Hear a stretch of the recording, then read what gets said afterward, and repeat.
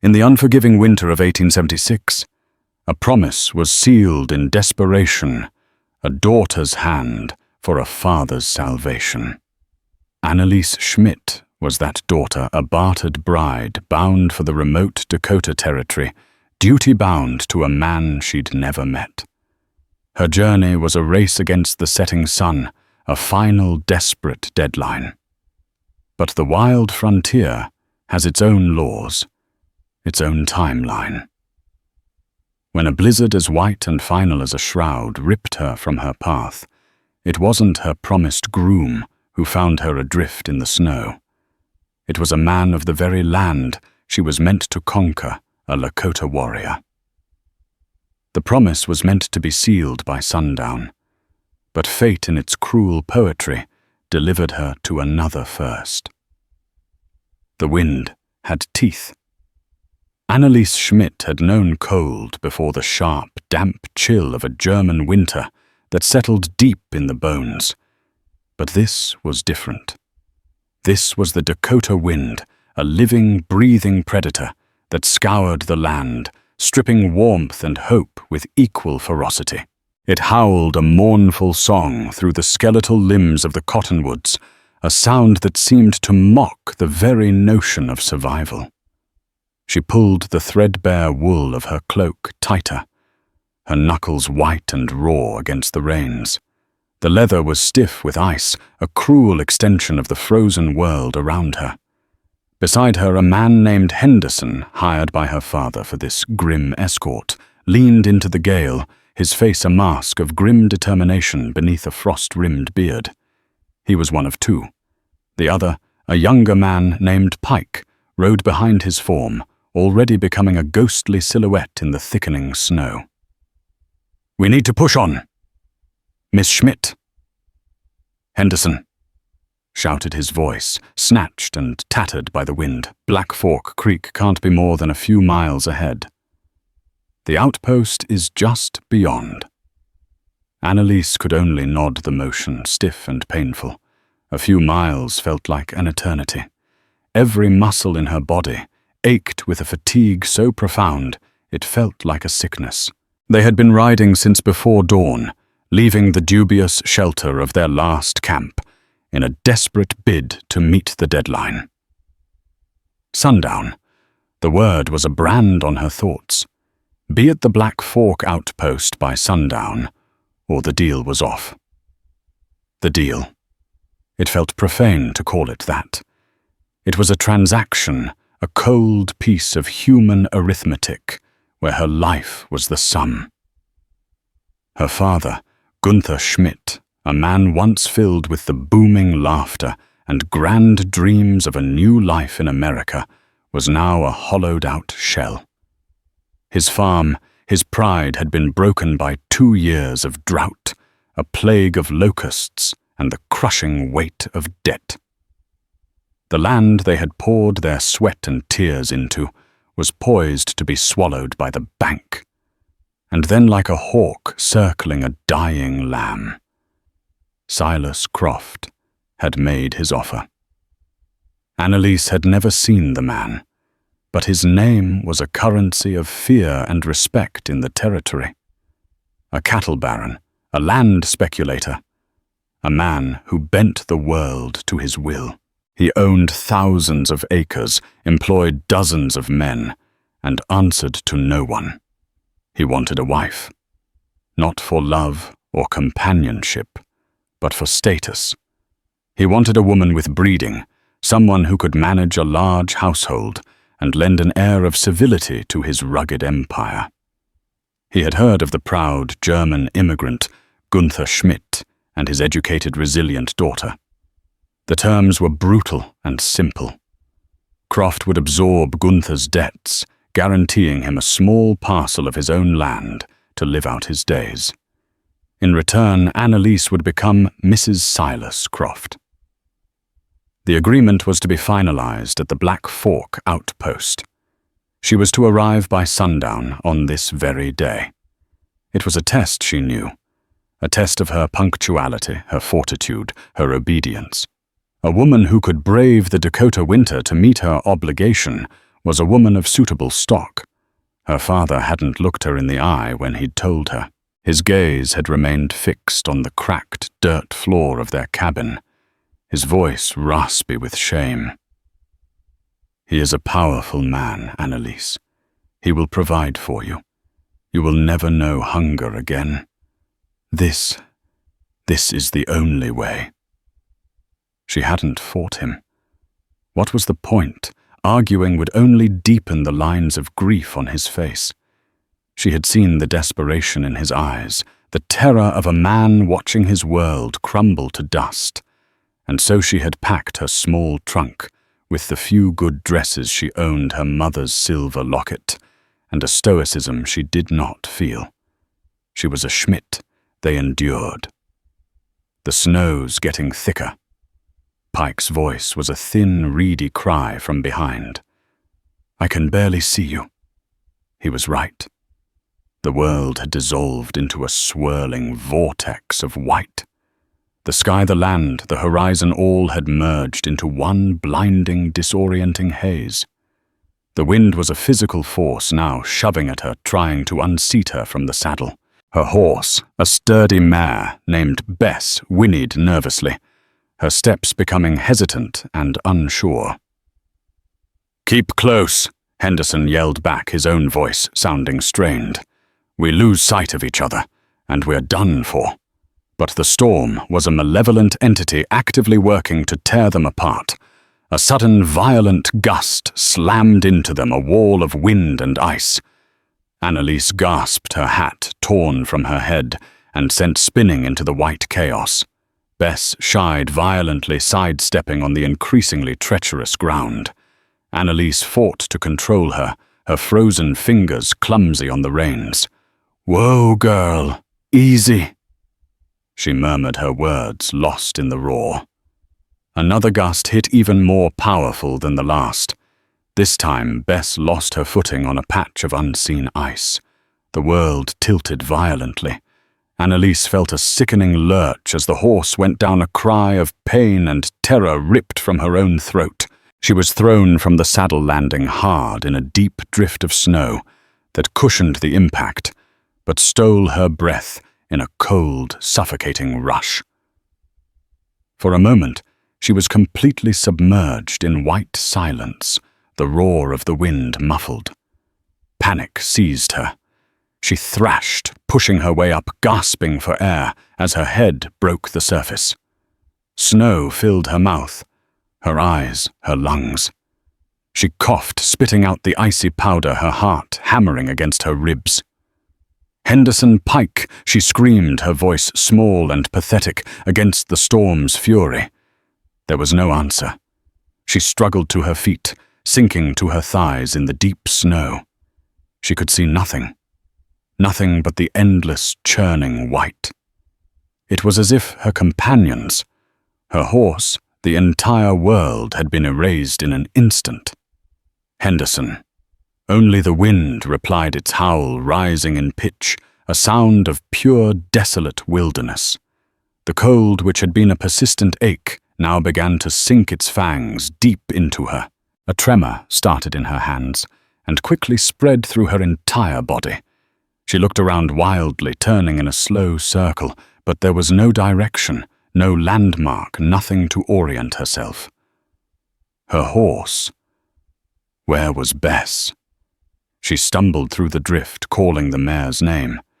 A few agonizing yards away, she saw a dark shape. Hope surged through her, only to be extinguished in a wave of horror. Bess lay on her side, one of her legs bent at a sickening, unnatural angle. A dark stain was spreading on the snow beneath her. The mare's eyes were wide with pain and terror. A sob escaped Annalise's lips, a raw, ragged sound. The horse was her only means of travel, her only companion in this wasteland. Now she was a dying animal in a dying world. There was nothing she could do. The brutal calculus of the frontier left no room for sentiment. A broken leg was a death sentence. Leaving her was one of the hardest things she had ever done. She turned away the mare's pained whinny, following her a sound that would haunt her dreams. She was alone, truly alone. Her escorts were gone. Her horse was lost. The sun, her merciless deadline, was a forgotten memory behind the impenetrable ceiling of the storm. The promise she was meant to keep seemed like a fever dream from another life. Now there was only one promise that mattered, the promise of a slow, freezing death in the heart of a blizzard.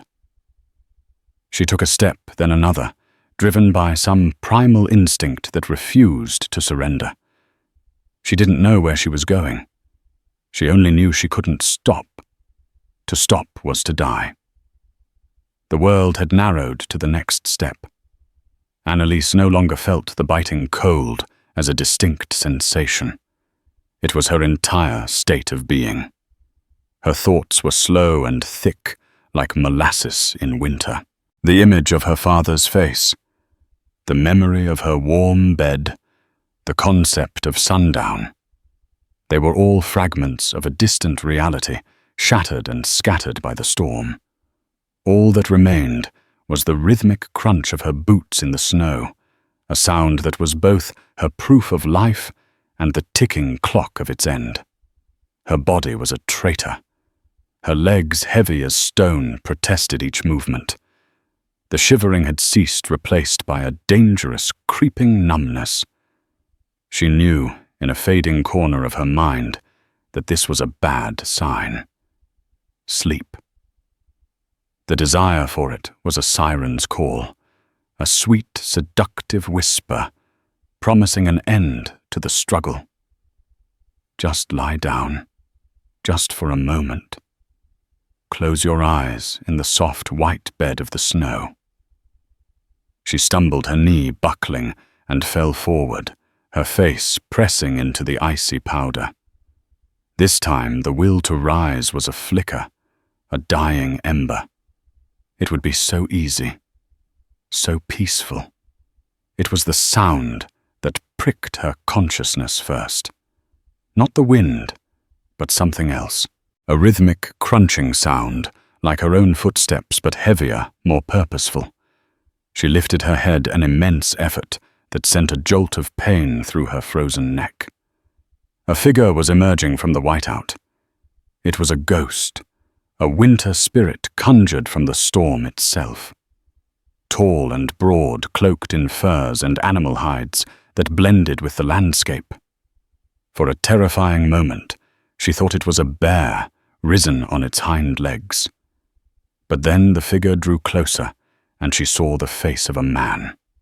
His skin was the color of weathered copper, his cheekbones high and sharp, his eyes dark and piercing like obsidian chips. A long black braid, threaded with a single eagle feather, fell over his shoulder. He carried a bow in one hand, and a quiver of arrows was slung across his back. He moved with a silent, fluid grace that seemed to defy the punishing conditions, as if he were part of the storm itself, not a victim of it. He was Lakota. Annalise's blood ran cold, a fear that had nothing to do with the temperature.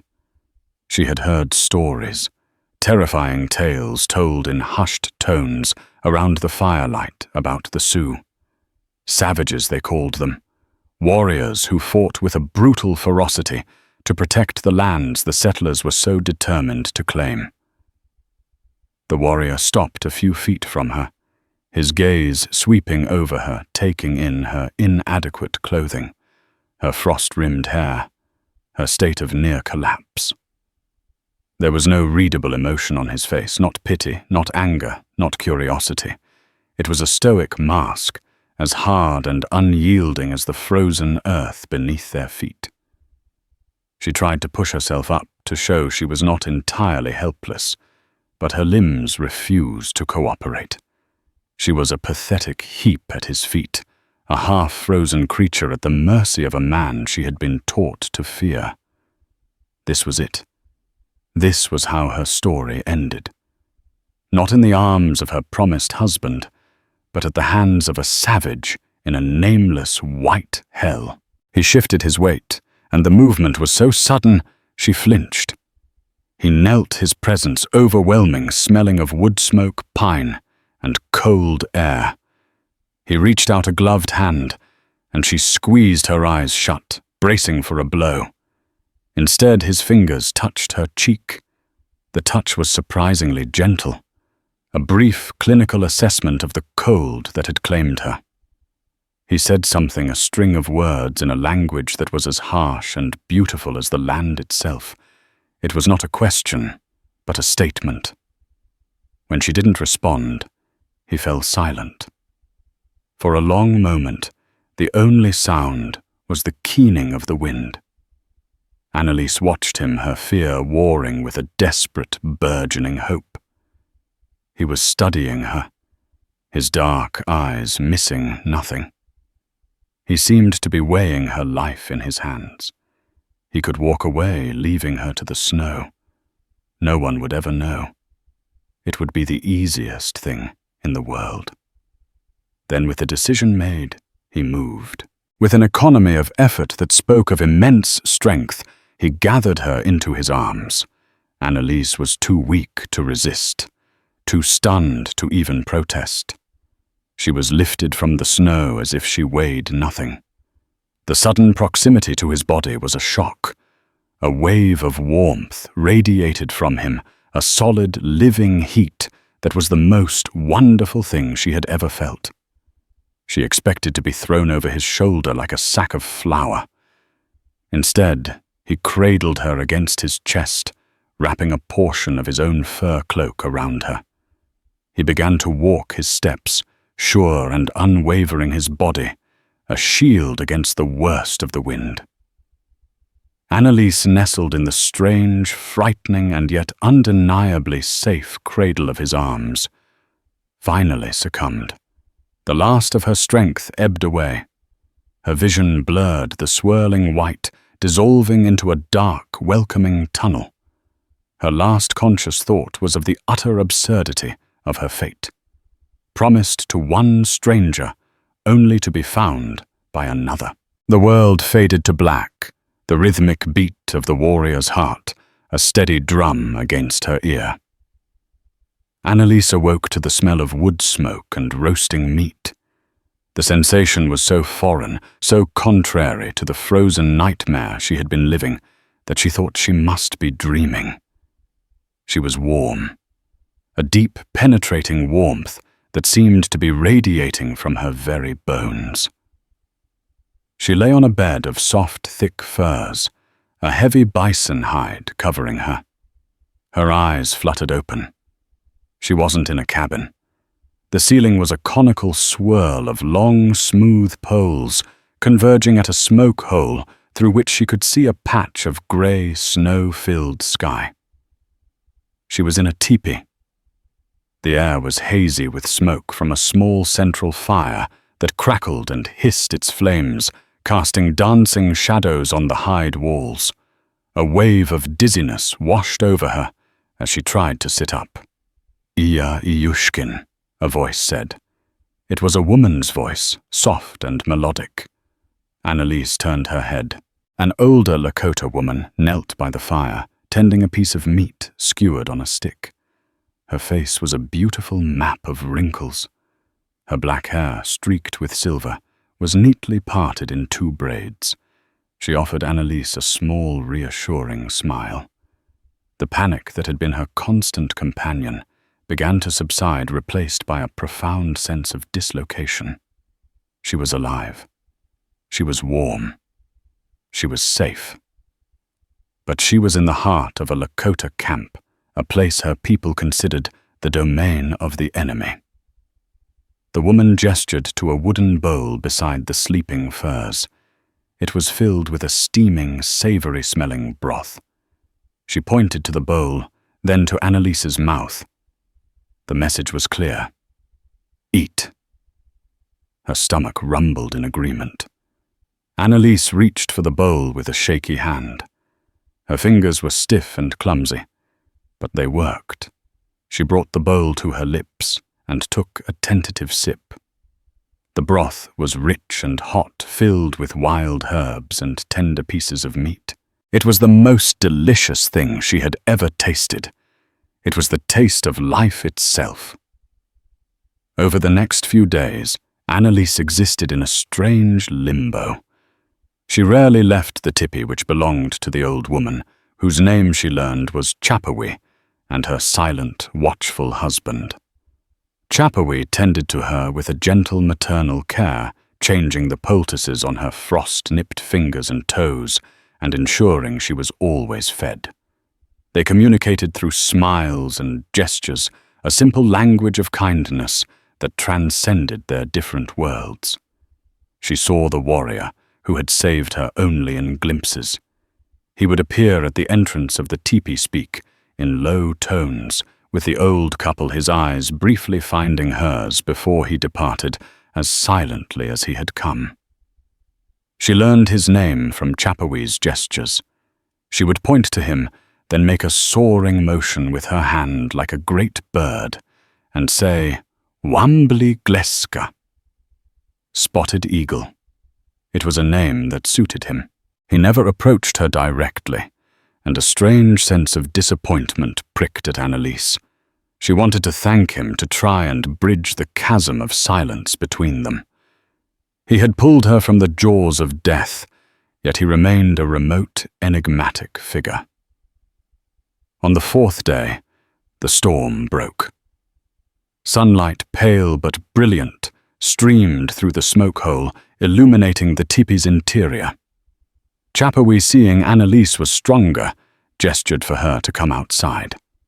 Annalise wrapped herself in a borrowed buffalo robe and stepped out into the bright, cold air. The world was transformed. The landscape was buried under a thick, pristine blanket of snow, the drifts sculpted by the wind into graceful, sweeping curves. The camp was nestled in a hidden, narrow valley, protected by high, pine-studded rock walls. A handful of teepees stood in a rough circle, smoke curling from their peaks into the crisp blue sky. Children bundled in furs laughed and played, throwing snow at one another. Women were busy stretching hides or carrying wood. Men were mending equipment, their movements unhurried and efficient. It was a scene of quiet domestic industry, so utterly different from the chaotic, violent images she had been fed. Wambly Gleska stood with a group of other men, holding the reins of a mottled grey horse. He was listening to another warrior, his head cocked, but Annalise felt his awareness of her the moment she stepped outside. His gaze met hers across the small clearing. For the first time, she saw something other than stoicism in his eyes. A flicker of something. Concern. Curiosity. Summoning her courage, she walked toward him, her steps unsteady in the deep snow. The other men fell silent as she approached, their eyes wary. Annalise's heart pounded. She stopped a few feet from Wambly Gleska, feeling small and out of place. "Thank you," she said, her voice hoarse from disuse. The English words sounded loud and foreign in the quiet valley. "You saved my life." He simply watched her, his expression unreadable. She felt a flush of frustration. How could she make him understand? She pointed to herself, then made a shivering motion, mimicking her collapse in the snow. Then she pointed to him and folded her arms as if carrying something. Finally, she pressed her hands together in a gesture of prayer and bowed her head slightly. "Thank you," she repeated softly. A flicker of understanding softened his features. He gave a slow, almost imperceptible nod. It was a small gesture, but it felt like a monumental concession. Annalise's hand went to her throat, her fingers finding the familiar shape of her mother's locket beneath her dress. It was a silver oval, tarnished with age, with a delicate, swirling pattern etched into its surface. An unconscious, nervous gesture. But it caught his eye. His gaze dropped to the locket, and his body went still. He took a half-step closer, his eyes narrowing on the intricate design. He said something sharp in Lakota, a question. Before Annalise could react, one of the other men, an elder with a deeply lined face and wise, tired eyes, also stepped forward. He, too, was staring at the locket, his mouth slightly agape. He spoke rapidly to Wambly Gleska, his voice filled with a strange urgency, pointing from the locket to Annalise's face, his eyes wide with a look of dawning recognition. Wambly Gleska looked from the old man back to Annalise, a new intense emotion in his eyes. It was a look of disbelief, of shock, and of something else she couldn't name. He reached out not to touch her, but gesturing for her to show him the locket. Hesitantly, Annalise pulled the silver chain from around her neck and held it out. Wambly Gleska didn't take it. He simply stared at the swirling pattern, a design of interlocking curves that resembled flowing water or wind. The elder spoke again, his voice softer now, almost reverent. He said a name. Ishtaska. Then he looked at Annalise, right into her soul, it seemed, and repeated the name. White Eyes. Annalise felt a shiver run down her spine that had nothing to do with the cold. A cold knot of confusion and dread formed in her stomach. What was happening? It was just a piece of jewelry, a memento from a mother she barely remembered. But here in this impossible place, her past seemed to have found her. The Sundown deadline had long since passed. Her engagement to Silas Croft was a broken promise, a ghost of a life she would now never have. But as she stood there, under the intense gaze of the Lakota warrior and the elder, she realized she had stumbled into a new story, a mystery far older and more dangerous than a simple marriage contract. Silas Croft stood on the porch of the Black Fork outpost, staring into the impenetrable wall of white that the blizzard had become. The wind clawed at his expensive woolen coat, but he paid it no mind. Sundown had come and gone hours ago. The outpost, a squat, ugly building of raw timber, was supposed to be the site of his triumph. Instead, it was a monument to his frustration. No sign of them, Mr. Croft said, a man stamping snow from his boots as he entered the small trading room. Henderson and Pike are good men, but no man is a match for this. Silas didn't turn. His hands clenched into fists in his pockets were the only outward sign of his fury. He was a man accustomed to order, to things happening precisely as he willed them. The world, in his experience, was a thing to be bent, broken, and remade to his specifications. This storm and the tardiness of his bride-to-be was a flagrant act of insubordination by nature itself. They had one task, Silas said, his voice a low, dangerous rumble: to deliver the package on time. He thought of her, the German girl, Annalise Schmidt. He had seen her once from a distance at the market in dusty Prairie Ridge. He'd noted her proud bearing, the intelligence in her clear blue eyes, the respectable, sturdy stock from which she sprang. She was a suitable asset, an attractive fixture to preside over his new sprawling ranch house, a mother for the dynasty he planned to build. Her feelings on the matter were of no consequence. She was a piece of a transaction, a debt settled. The deal with her father, Gunther, had been a masterstroke of efficiency. The old man was drowning, and Silas had thrown him an anchor, not a lifeline. He now owned Gunther Schmidt, body and soul, and he owned the daughter. The blizzard raged for 2 more days. When it finally blew itself out, leaving behind a world of blinding white and crystalline silence, Silas's patience had evaporated. He had assembled a party, not a rescue party, a retrieval party. At its head was a man named Finn. He was small and wiry, with a weasel-like face and eyes that were never still. Finn was a tracker, and his skill was legendary. He could track a hawk by its shadow, a snake by the scent it left on the rocks. He was also a man devoid of compassion, a quality Silas found immensely useful. "She's out there," Silas told the group of 5 hard-faced men he'd assembled. "My property. I want her found. I want her brought back. The men hired to protect her are either dead or have deserted. If you find them alive, you can leave them. It's the girl I want." He tossed a heavy leather pouch onto the table.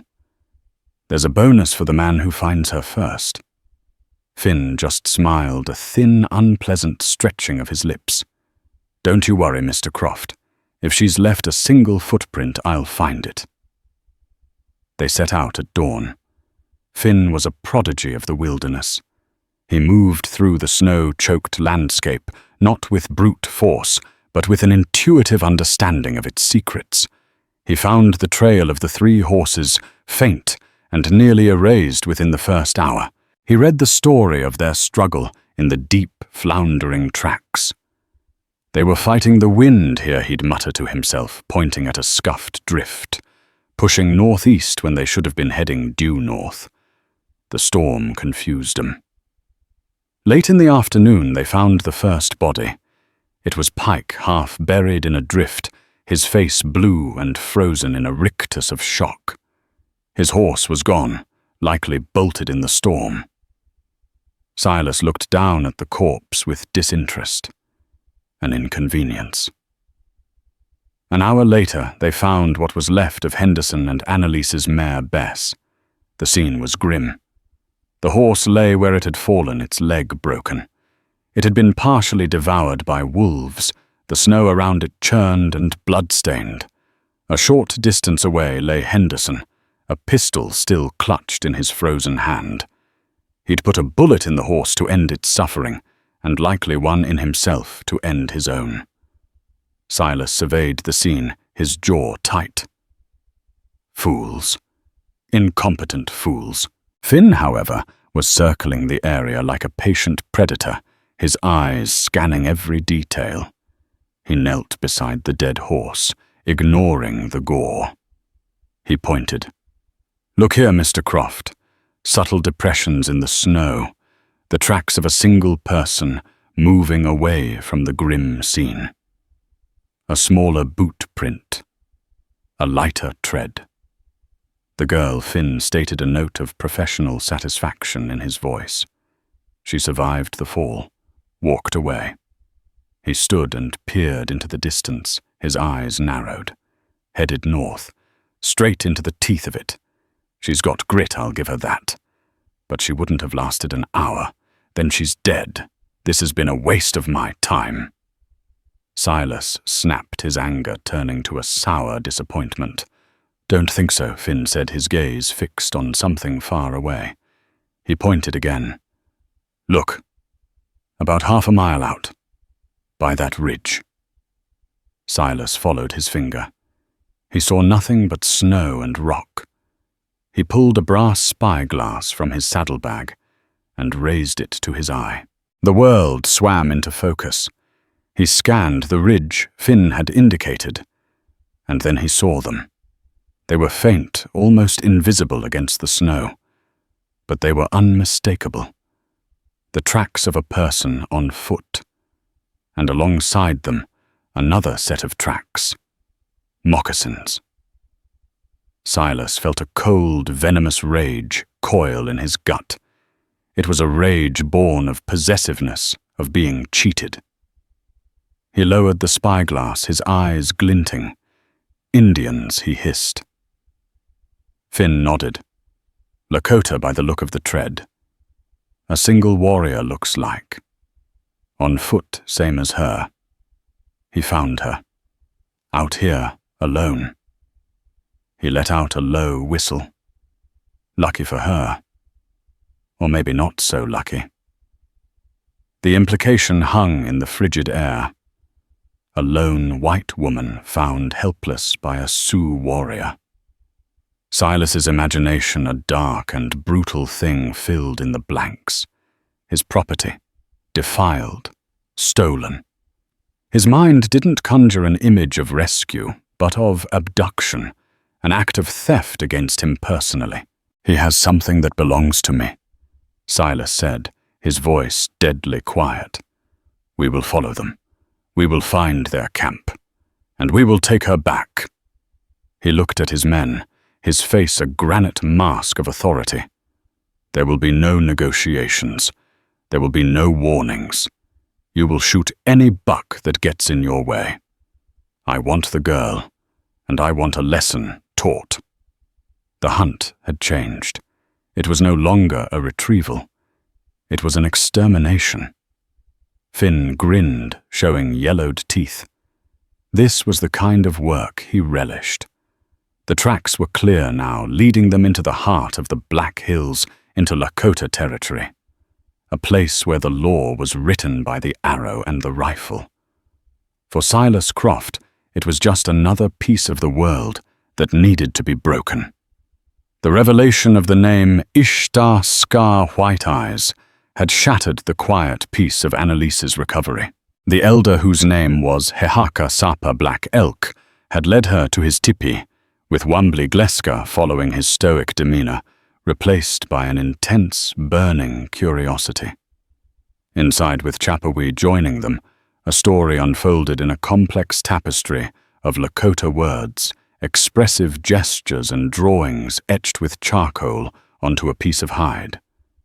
It was a story from 20 years ago, from a time of tenuous peace before the latest flood of prospectors and settlers had poisoned the land. A trading party led by a white man with a kind face and a German accent had come to the village. With him was his wife, a woman with eyes the color of the winter sky, and hair like spun flax.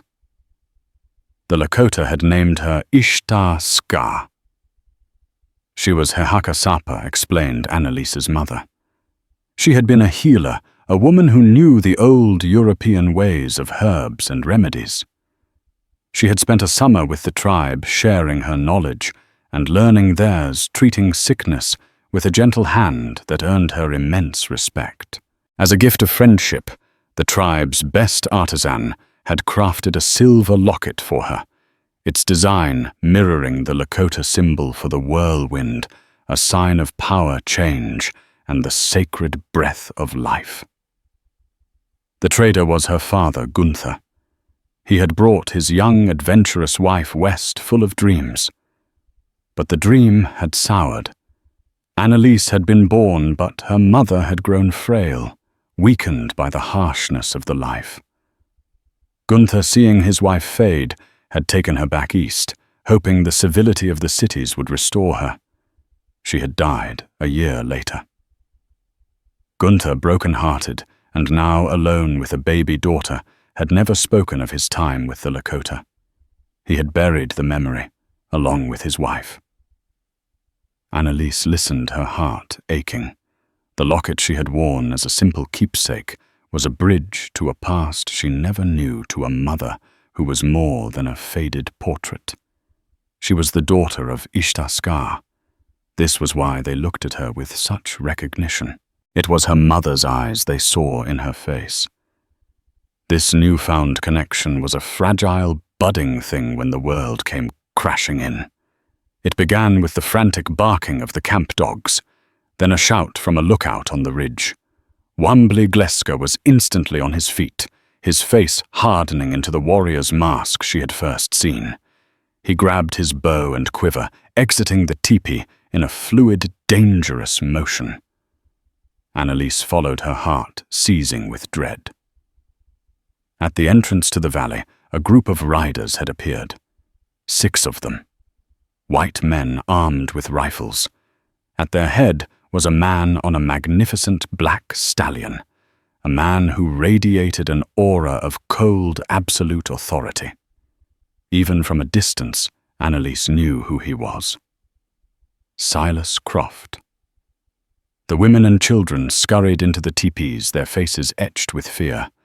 The Lakota men, a dozen or so, formed a loose, silent line, armed with bows and a few old rifles. They were outnumbered and outgunned. Wambly Gleska stood at their forefront, his body a tense line of defiance. Croft and his men rode slowly into the camp, their horses' hooves churning the pristine snow. They stopped 20 yards from the Lakota line. Croft's eyes cold and grey as a winter sky scanned the village until they found Annalise. A flicker of possessive satisfaction crossed his face. "I am Silas Croft," he announced, his voice carrying in the still, cold air. "I have come for my property. Give me the white woman, and we will leave in peace." The insult was palpable. Wambly Gleska stepped forward. "The woman is a guest of the Lakota. She is not property. She is the daughter of Ishtar Ska. She is under our protection." Croft let out a short, contemptuous laugh. "I don't care if she's the daughter of the president himself. She has a contract with me. She belongs to me." He turned his cold gaze on Annalise. "Annalise, your father made an agreement. You will honor it. Come here. Now." It was a command, an order given to a disobedient animal. Annalise felt a surge of fury so powerful it burned away her fear. This man, this stranger, thought he owned her. He had bought her like a prize mare. Every ounce of her being rebelled. Before she could speak, there was another commotion at the valley entrance. A single rider on a flagging, exhausted horse was stumbling into the camp. He was an older man, his face gaunt with worry and exhaustion. Father Annalise whispered in disbelief. It was Gunther Schmidt. He slid from his horse, nearly collapsing, his eyes wild with terror as he took in the scene. He had clearly had a change of heart, a crisis of conscience, and had ridden out in the storm's wake to find her. Now he had ridden straight into a nightmare of his own making. "Mr. Croft," he gasped, stumbling forward. "Thank God. I was so worried." "You should be." Croft sneered, his lip curling. "Your failure to control your daughter has cost me time and money. Please." Gunther begged, his eyes darting between Croft and the grim-faced Lakota warriors. "Let us just go. Annalise, come. We will go home." "Home." Croft's voice was laced with venom. "You have no home, old man. I own it. I own your debt. I own everything you have." He leaned forward in his saddle, his voice dropping to a conspiratorial, cruel whisper that carried in the silence. "Shall I tell them the real story? Gunther. Shall I tell them about the poker game in Deadwood, about the deed to your land you lost to me? Long before the drought, about the man you killed in that drunken brawl, whose silence I bought? The deal for your daughter wasn't to save your farm. It was to save your neck from a hangman's noose." The world seemed to tilt under Annalise's feet. She stared at her father, who crumpled as if struck, his face ashen with guilt and shame. It wasn't desperation. It was blackmail. Her entire life, her future had been a pawn in a sordid, ugly game she never knew was being played. The tracker. Finn edged his horse forward, his rifle held casually across his lap. "Enough talk, Mr. Croft. Let's just take the girl and be done with it." The tension snapped. One of the younger Lakota warriors, enraged by the trespass and the insults, notched an arrow to his bow. Finn's rifle came up in a blur of motion. A shot cracked through the silent valley. But it wasn't from Finn's rifle. The gunshot echoed with shocking finality in the enclosed valley. For a frozen second, every eye darted seeking its source. It hadn't come from the smirking tracker Finn, nor from the line of tense Lakota warriors. It had come from Gunther Schmidt. In a last convulsive act of a soul pushed beyond its limits, her father had drawn a small, tarnished pistol from his coat. His hand shook violently, his face a mask of utter despair. He was not aiming to kill. He was simply lashing out at the suffocating web of his own lies. The shot was an act of pure, pathetic defiance, and the bullet kicked up a puff of snow a yard from Silas Croft's horse. A stunned silence held for a single, drawn-out heartbeat. Then the world shattered into violence. Finn reacted with the predatory speed of a snake. There was no thought, no hesitation, only brutal efficiency. His rifle, already half raised, settled into his shoulder and boomed. The sound was a physical blow. Gunther cried out a thin, sharp sound of pain and spun, clutching a blossoming red stain on his shoulder. He collapsed to his knees in the snow, his face a contortion of shock and agony, the useless pistol falling from his nerveless fingers. The sight of the elder falling spurred the Lakota to action. The young warrior who had already drawn his bow released his arrow. It flew true, striking Finn's horse in the muscled flank. The animal screamed a high, terrifying sound and reared violently, its front legs thrashing at the air. Finn, caught by surprise, was thrown from the saddle landing with a hard grunt in the snow. Firecroft bellowed, his face purple with rage. His men, startled out of their stillness, raised their rifles. The Lakota were already moving. Wambly shouted a sharp command, and the line of warriors dissolved as men dove for the cover of the teepees and the rocky outcrops of the valley walls. Arrows began to fly, silent, deadly messengers arcing through the air. A rifle cracked from beside a teepee, the bullet whistling past the ear of one of Croft's men. The peaceful valley had become a killing field in seconds, and in the center of it all stood Annalise. For a moment she was paralyzed, caught in the crossfire of a war she had caused. She saw her father bleeding in the snow. She saw the brave faces of the Lakota men, outnumbered and outgunned, preparing to die for her, the daughter of a woman they had once revered. She saw Silas Croft, a man whose greed and cruelty were about to consume them all. Something inside her broke. Not in weakness, but in a final, fiery reforging. The timid, obedient girl who had left her father's farm was gone, frozen to death in the blizzard. The woman who stood here now was someone else entirely. She was a survivor. She was the daughter of Ishtaska, and she would not stand by and watch these people die for her. Her life was her own, and she would use it. She ran. Not to cover, but forward directly into the open space between the two factions, a no-man's land of churned snow and imminent death. She ran past Wambly, who reached a hand out as if to stop her, his face taut with alarm. She ran past her wounded father, his groans of pain tearing at her heart. She planted her feet in the snow and threw her arms wide, a lone, defiant figure in a simple, borrowed dress. "Stop!" Her voice, raw with emotion, rang out with a power that shocked even herself. It cut through the chaos, a command born of absolute conviction. The sheer, breathtaking audacity of the act brought a momentary halt to the violence. Rifles half-aimed, but slightly. Bows half-drawn, relaxed. Every eye was on her. She was a target for both sides, and yet for a moment she was protected by the sheer force of her will. Silas Croft stared, his face a thunderous canvas of disbelief and fury.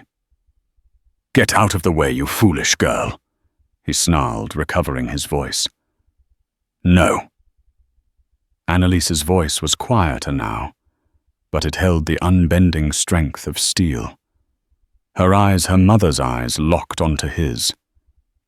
"You will not shed another drop of blood here. You came for your property, Mr. Croft. But your claim is built on a foundation of lies and shame." She took a deliberate step toward him, then another, closing the distance until she stood only a few yards from his magnificent prancing stallion. "Your contract is void," she declared, her voice ringing with clarity. "A contract made through blackmail to hide your own sordid crimes. And my father's weakness is not a lawful agreement. It is filth. It has no power over me." She then turned her gaze from Croft, letting it sweep over the hard, weathered faces of his hired guns. They were dangerous men, but they were businessmen first. "He promised you a bonus for my retrieval," she said, her voice sharp and practical. "You should ask him if he can pay it. You should ask him about the Sterling mine, the one he wagered his entire fortune on, only to find the silver vein was a fool's promise. Ask him why the Territorial Bank in Cheyenne called in his loan last week." She was inventing specifics now, spinning the rumors she had heard into a tapestry of ruin. She saw a flicker of doubt in the eyes of a burly, bearded man. She pressed her advantage. Ask him why his men are leaving his ranches, why his cattle are sick, and why the railroad, the very one he boasted would make him a king, has chosen to build its new spur line 30 miles south of his land. "Look at him," she commanded, pointing a trembling but resolute finger at Croft. "This isn't a show of power. This is the last desperate act of a drowning man trying to drag everyone else down with him. He is a liar and a bully." Annalise's voice rose, filled with a righteous fury. "He has no honor. He would see you all die here today, fighting his worthless battles, and he wouldn't lose a moment's sleep. Your loyalty is to his coin, but his coin is gone. He cannot pay you for your lives." "She's lying." Croft roared, his face contorting the mask of cold authority, finally shattering to reveal the panicked, vicious creature beneath. He was losing control, his power dissolving before his eyes. He fumbled for his own pistol, yanking it from its holster. "You are mine!" he screamed, leveling the weapon at Annalise's heart. The movement was a blur. Faster than thought, Wambly Gleska stepped from behind the teepee. His bow was already drawn, the arrow notched. There was no wasted motion, no flourish, only a lethal grace. The bowstring twanged. The arrow was a whisper of death, flying not for Croft's chest, but for his hand. It struck with a sickening crunch of wood and bone. The heavy pistol was torn from Croft's grasp, spinning through the air, before landing in the snow. Croft screamed a high, strangled sound of pure agony, clutching a hand that was now pinned to its own shattered weapon by a Lakota arrow. It was over. The spell was broken. The gunmen stared at their employer, now howling and disarmed. They looked at the determined faces of the Lakota warriors emerging from cover. They looked at the impossible girl standing unbowed between them. Her bluff had worked. The risk of dying for a bankrupt, dishonored man was too high. The bearded gunman was the first to act. He quietly spat on the ground, lowered his rifle, and backed his horse away. Another followed his lead, then a third. Finn, nursing his injured arm, had already used the chaos to scramble to his feet and melt into the trees, a weasel returning to the shadows. Within a minute, the remaining men had turned their horses, leaving Silas Croft utterly and completely alone. a pathetic, whimpering monarch with no subjects. He cradled his mangled hand, his face a vortex of hatred and pain, his eyes fixed on Annalise. "This isn't over." He spat the words, lacking any conviction. "Yes?" Annalise said, her voice soft but final. "It is." She turned her back on him, the ultimate insult, and walked to her father. His pain, his shame, his survival, that was what mattered now. Croft stared at her retreating form for a long, venomous moment. Then, with a cry of pure frustration, he wrenched his horse's reins and galloped away, his retreat a final humiliating admission of his utter defeat. Annalise knelt in the snow, Chappaway and Wambly Gleska joining her. They gently examined her father's wound. The bullet had gone clean through the fleshy part of his shoulder. It was a painful, but not a mortal wound. He would live to face the ruin of his honor, and perhaps one day to mend it. As Wambly Gleska began to bind the wound with clean strips of hide, the snow began to fall again. It came down in large, soft, silent flakes, drifting from a sky of pearl gray. It covered the bloodstains, the horse tracks, the footprints of the invaders. It was a gentle cleansing, a soft white sheet laid over the violence, offering the promise of a new and unmarked day. Annalise looked at the quiet, resilient Lakota camp, at the proud, steadfast face of Wambly Gleska, who met her gaze with an expression of profound, unspoken respect. Her old life, the one defined by debts and duty, was gone, burned to ash in the fire of the confrontation. The promise to a stranger by sundown was a story from another world, another lifetime. Her future was a vast, white, untracked wilderness, just like the land all around her. It was terrifying, and for the first time, it was entirely her own. She did not know what path she would take, only that she would no longer be a package to be delivered or a price to be paid. She would be the one to break the trail. Annalise's story wasn't about being rescued from the snow. It was about rescuing herself from a life that was not her own. She faced down a tyrant not with a weapon, but with courage and truth, proving that real strength isn't about the power you can exert over others, but the power you find within yourself. Her journey teaches us that sometimes the path we are forced upon is the very one that leads us to discover who we are truly meant to be. Her future, once a promise to a stranger, now belongs to her, written in the snow waiting to be claimed. If this story of defiance and destiny in the Old West captured your imagination, please take a moment to hit the like button to help us reach more listeners.